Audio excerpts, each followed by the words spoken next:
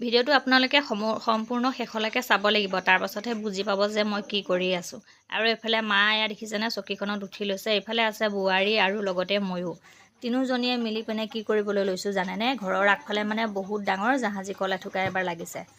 প্ৰায় লাগিয়ে থাকে, কিন্তু দেউতাই কি কৰে পূৰা পইণ্টত মানে বেছি ডাঙৰ নোহোৱাকৈ আগতে কাটি দিয়া হয়।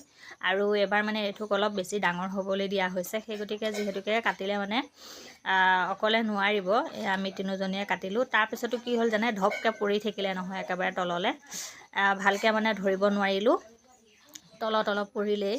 আৰু যিহেতুকে দেউতা নাছিলে সেইটো সময়তে, মায়ে গৈ পিনে দেখিলে কল মানে দুটামান ফাটি গৈছে আৰু এথোকা এইফালে এআশী মানে অকণমান পকি গৈছে আৰু চৰাই খোৱা নিচিনা হৈ আছিলে।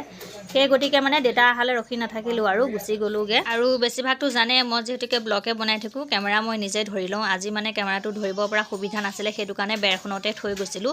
আৰু তাৰ কাৰণে চাগে আপোনালোকে কেমেৰাটো বহুত ভালকৈ দেখি পোৱা নাই, যিহেতুকে কেমেৰামেন নায়েই, কি কৰিম আৰু তেনেকৈ বেৰতে লগাই লৈছিলোঁ।